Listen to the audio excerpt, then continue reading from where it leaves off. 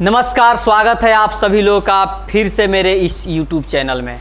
आज हम बात करने जा रहे हैं 2024 का जो लोकसभा का चुनाव हुआ है, उसी चुनाव के मुद्दे पर हम चर्चा करने के लिए आप लोग के सामने आज हम बात करेंगे सबसे पहले पश्चिमी चंपारण लोकसभा चुनाव को लेकर, क्योंकि कांटे की टक्कर अगर कहीं है तो पूर्वी और पश्चिमी चंपारण में है।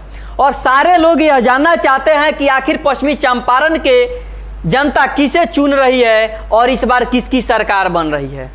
तो बड़ा हम लोग जब सर्वे करने के लिए गए तो लगभग 10 प्रखंड में गए, और 10 प्रखंड में जाने के बाद जो हम लोगों को अनुमानित आंकड़ा है, उस आंकड़े के हिसाब से इस बार पश्चिमी चंपारण में किसकी सरकार बन रही है, किसकी विजय हो रही है, यही जानना बड़ी ही दिलचस्प बात होगी।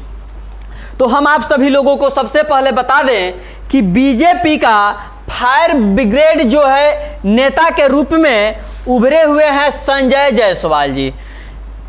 आपको बता दें कि ये लगभग 15 सालों से जीत रहे हैं। ये हैं पश्चिमी चंपारण लोकसभा के लोकप्रिय नेता, आप मान सकते हैं, क्योंकि 15 सालों से जीत रहे हैं और इनके पिता भी कई बार चुनाव जीत चुके हैं।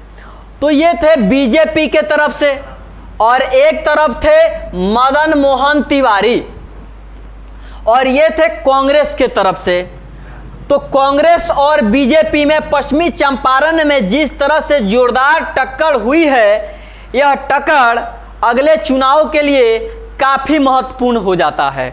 महत्वपूर्ण इसलिए हो जाता है कि जो लोग सत्ता में बैठकर कोई काम नहीं करना चाहते थे, इस बार का जिस तरह जोरदार टक्कर हुआ है, अब की बार उनको एहसास हो गया है कि जनता को हम ज़्यादा से ज़्यादा दिनों तक नहीं ठग सकते हैं। इसलिए कि 15 सालों से बिना काम किए जिस तरह लोग अंधभक्त की तरह वोट दिए जा रहे थे, इस बार तो आपकी टक्कर हुई है, और टक्कर भी जबरदस्त टक्कर हुई है। लेकिन फिर भी आपको बता दें कि जहां भी हम लोग सर्वे करने गए, जहां भी जांच किए, जहां भी लोगों से हमने राय लिया, तो लोगों ने एक ही बात कहा कि मुझे इससे कोई मतलब नहीं है, मुझे इस नेता से कोई मतलब नहीं है, हम लोग सिर्फ मोदी के नाम पर वोट दे रहे हैं। तो लोग कितने दिनों तक ये सांसद साहब मोदी के नाम पर चुनाव लड़ेंगे और कितने दिनों तक मोदी के नाम पर चुनाव जीतेंगे, यह अगली इलेक्शन भी तय कर दी जाएगी।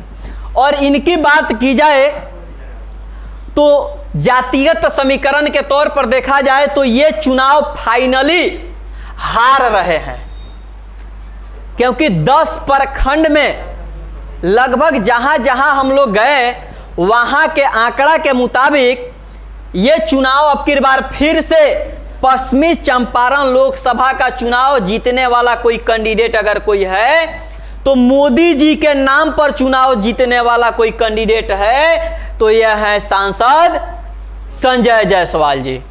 इसलिए चुनाव जीत रहे हैं कि लोगों का मत कहना है कि भले ही बेटा अगर नालायक निकल जाए तो उसका सजा बाप को नहीं देना चाहिए।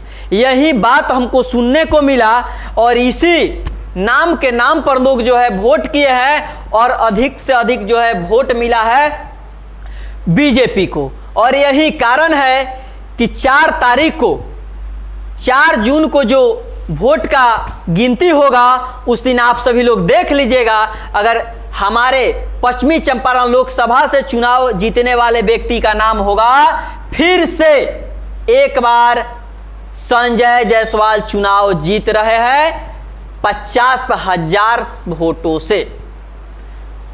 पहले की अपेक्षा 3 लाख 2 लाख वोट का आंकड़ा नहीं होगा, लेकिन अब की टक्कर तो होगा, टक्कर हुआ भी है। लेकिन फिर भी चुनाव अगर कोई जीत रहा है तो लिख कर रख लीजिएगा, संजय जायसवाल चुनाव अब की बार जीत रहे हैं, वो भी मोदी जी के नाम पर।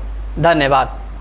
बाकी आपकी क्या आंकड़ा, आपकी क्या कहती है, किसकी जीत हो रही है अब की बार, आप कमेंट सेक्शन में जरूर बताएं कि अब की बार बेतिया लोकसभा क्षेत्र से कौन जीत रहे हैं। धन्यवाद।